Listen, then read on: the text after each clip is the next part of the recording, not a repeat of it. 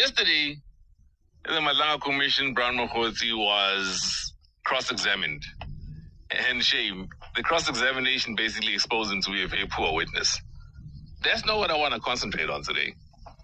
Today I want to concentrate on Cedric Nkabinde's appearance at the Parliamentary Ad Hoc Committee, right?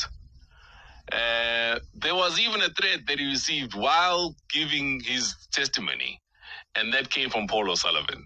He read it out loud, just shocking things. Listen to this, for example. Sorry, Chair, to disturb the process. I think it's important that I put this message, which I received now, into the record. Yeah. As I'm eating there, I received this message from Paul O'Sullivan. Yeah. Get ready, you lying crook. I am going to make sure you spend some years in prison. You were bribed by Mkhwanazi and Mabula. Now you will pay for your crimes guaranteed.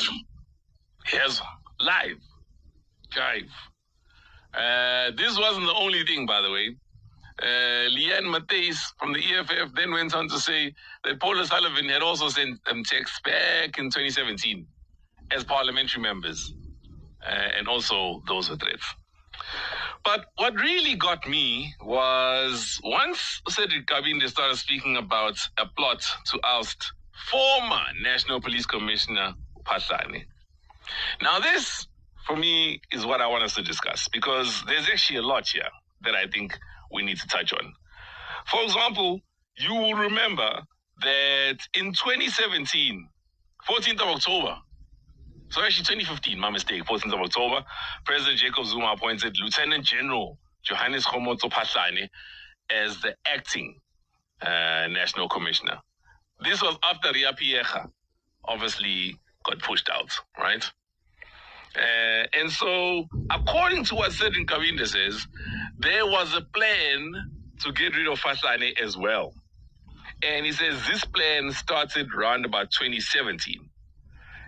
And the people that were involved there, according to him, were McBride. Then he mentions Paul O'Sullivan. He says that AfriForum financially backed this plan. And then he implicated a former journalist, Barry Bateman, who coincidentally now works for AfriForum. This was that part of the implication. Petle and yourself, you were supposed to fabricate a statement, am I right? To achieve what? To remove Mothiba as an acting national commissioner. Oh, yes. As a way of McBride. Now, the 702 Barry Bateman at that time was used to for disinformation. Am I right? Yeah, it was part of us. So Barry Bateman was part of the Phahlane task team. So basically, what got me thinking along these lines was, okay, let's say we believe this evidence, right?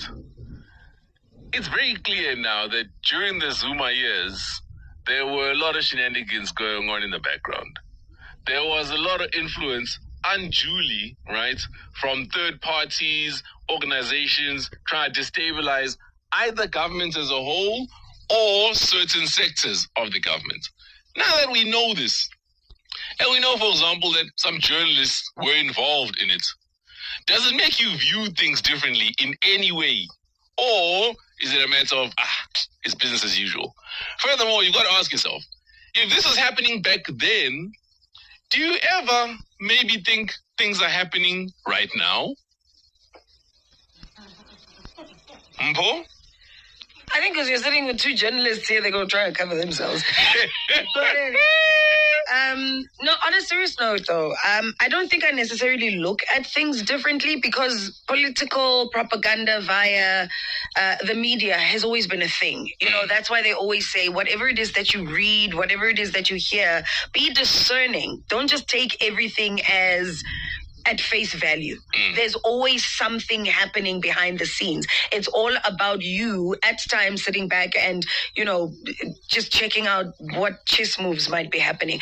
Some things only get revealed later. a la this, or they never get revealed at all. But unfortunately, media/journalists will always be used in political propaganda. So now, Mbali, this is where it gets interesting and tricky, right? Specifically when we're dealing with security clusters, because here some of the information is classified. So we'll never get to hear about it. In fact, were it not for some of the reports, maybe we wouldn't even know. Yeah. So what happens? Hey, it's tricky. Just talking about the security cluster as a whole, I mean, like you say, some of the stuff we're never going to know about had it not been for the Madlanga Commission, had it not been even for the likes of Mkhwanazi coming out to just tell us exactly what's going on. Even us as journalists, sometimes, how do you even trust the information? And I'm sure Mkhwanazi himself even reached out to a number of journalists with that kind of information.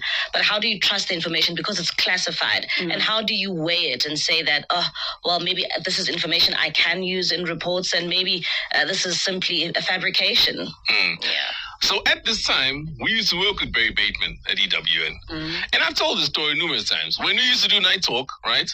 Not necessarily Barry Bateman, but we'd get offered stories all the time, because that's another thing. As a journalist, right, people have access to stories, but you choose which story you want to run with. Absolutely. So people will come to us and be like, hey, what are you guys doing on the show tonight?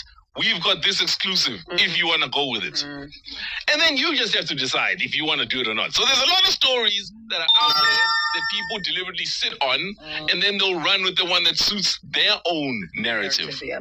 So Juliet Joseph could know that there's traffic, for example, on Nelson Mandela Drive, or then she'll choose to report on the traffic that's on Winnie Mandela Drive. That's a silly example. Nah, that's serious notes. So what do we do about this?